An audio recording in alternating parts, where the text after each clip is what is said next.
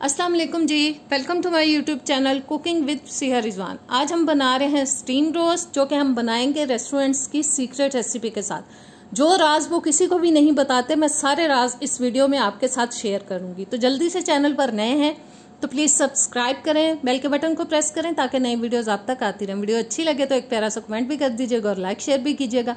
तो आइए बिस्मिल्लाह करते हैं। सबसे पहले जी मैंने मटन ले लिया है, 2 किलो मैंने मिक्स गोश्त लिया है। आप चाहें तो किसी भी पार्ट के साथ इसको बना सकते हैं, चांप के साथ इस रेसिपी को ट्राई कर सकते हैं, कोई सा भी पार्ट लेके इसको बना सकते हैं। अब हम करेंगे इसका फर्स्ट स्टेप जी। ऑयल मैंने गरम होने के लिए रख दिया था, हल्का गरम हुआ है तो मैं इसमें बोटियां डाल रही हूँ। जितनी जाएंगी हम इसके अंदर डाल देंगे।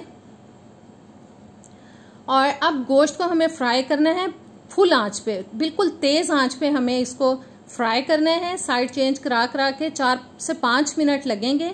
इतना फ्राई करना है कि बोटियों के अंदर थोड़ा सा ब्राउन सा कलर आ जाए। बहुत डार्क नहीं करना और ना बहुत ज्यादा इसको पकाना है, बस हल्का सा 4-5 मिनट के लिए तेज आंच पे हमें इसको फ्राई करना है। जैसा कलर चाहिए था वो आ चुका है। अब सारे की सारी बोटियां हम निकाल लेंगे जी ऑयल के अंदर से, और जो बाकी बोटियां हैं उनको भी हम इसी तरह से फ्राई कर लेंगे। पहले फ्राई करने के बाद गोश्त को हमें पहले अच्छी तरह से ठंडा करना है। और जी बोटियां निकालने के बाद अब सेकंड जो बैच है हमारा वो डाल देंगे और उसको भी इसी तरह से हम फ्राई करेंगे।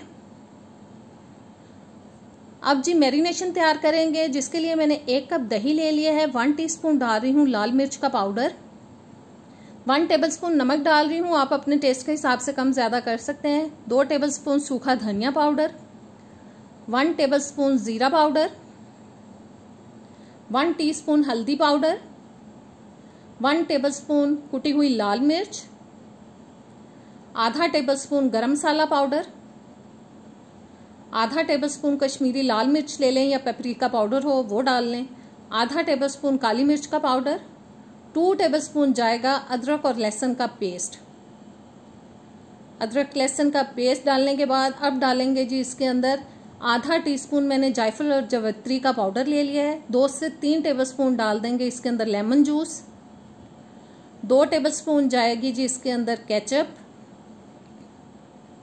2 टेबलस्पून ही डालेंगे चिली सॉस और 1 टेबलस्पून डालेंगे इसके अंदर सोया सॉस।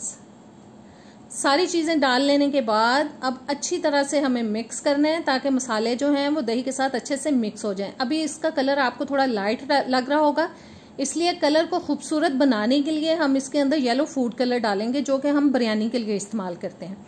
अच्छी तरह से मिक्स करेंगे और जबरदस्त सी मिक्सिंग के बाद हमारी मैरिनेशन हो जाएगी तैयार। और जी मैरिनेशन तैयार हो चुकी है, इसको रखते हैं अभी साइड पे।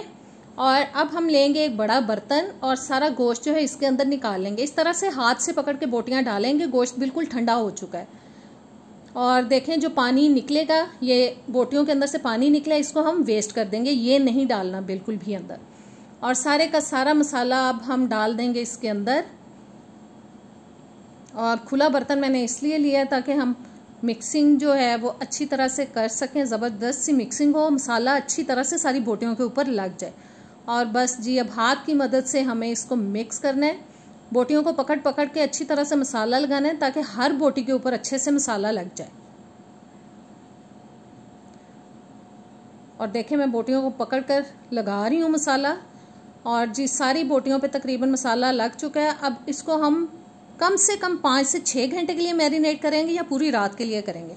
मैंने पूरी रात के लिए मैरिनेट किया। अगर आपके पास जाली नहीं है स्टीम देने के लिए तो आप घर में जो आटा छानने के लिए छन्नी इस्तेमाल करते हैं वो रख सकते हैं, लेकिन उसके लिए ज़रूरी है कि वो लोहे की होनी चाहिए। पानी 1 लीटर डाल दिया। अब थोड़ा सा साबुत गरम मसाला डाल देंगे, दालचीनी का टुकड़ा, 2 मैंने बादियान के फूल डाल दिए हैं, 2 मोटी इलायचियाँ और 4-5 डाल दिए हैं लौंग। और अब जी रखेंगे फॉइल पेपर इसके ऊपर। मेरे फॉइल पेपर का साइज थोड़ा छोटा था इसलिए मैंने डबल कर लिया उसको। और कट्स लगा देंगे ताकि जो पानी निकले गोश्त के अंदर से वो नीचे निकलता जाए, गोश्त के अंदर ना रहे। और इस तरह से कट्स लगाना बहुत ज़रूरी है फॉइल पेपर के अंदर। और देखें छुरी की मदद से मैंने कट्स लगा लिए। और अब रखेंगे ऊपर एक बटर पेपर। बटर पेपर के ऊपर भी हम इस तरह से छुरी के साथ कट्स लगाएंगे। और जी बटर पेपर के ऊपर भी कट्स लग चुके हैं। अब हमें रखना है जी गोश्त को इसके ऊपर, बस सेट करके रख देंगे अच्छी तरह से ताकि सारे का सारा गोश्त जो है वो आ जाए इसके अंदर। सारी बोटियों को अच्छी तरह से बस लगा देंगे, ज़रा सेट करके अच्छी तरह से।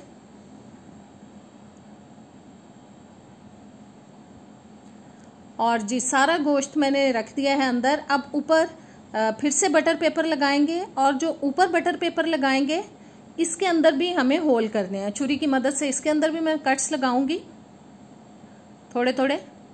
और ये फॉइल पेपर को हम कवर कर देंगे साइडों से ताकि हम इजीली प्रेशर कुकर को बंद कर सकें। और फॉइल पेपर जो हमने अंदर की तरफ फोल्ड किया है इसमें भी मैं कट्स लगा रही हूँ। अब हम जी करेंगे प्रेशर कुकर को ऊपर से बंद। और अगर आप तेज़ आंच पे पकाना चाहते हैं तो पका सकते हैं 25 से 30 मिनट के लिए। जितना गलाना चाहते हैं उसके हिसाब से प्रेशर कुकर को आप वेट को चला लें। वरना पानी क्योंकि इसमें कम मैंने डाला है तो पहले हम ऐसा करेंगे 1-2 मिनट के लिए तेज़ आंच पे पकाएंगे, फिर 1.5 घंटे के लिए मैं इसको बिल्कुल हल्की आंच पे पकाऊंगी। और देखें जी ज़बरदस्त हमारा स्टीम रोस्ट हो चुका है तैयार। प्लेट आउट कर लिया है मैंने। कैसी लगी आपको आज की रेसिपी? बिल्कुल ये रेस्टोरेंट स्टाइल से मैंने बनाया है। ज़रूर ट्राई कीजिएगा, मुझे कमेंट्स में बताइएगा। इंशाल्लाह ताला आपको बहुत पसंद आएगी। अभी मैं आपको तोड़ के दिखाती हूँ कि गोश्त बिल्कुल गल चुका है। जितना आप गलाना चाहें अपनी मर्जी से गला सकते हैं। अब इजाज़त दें। अल्लाह हाफिज़।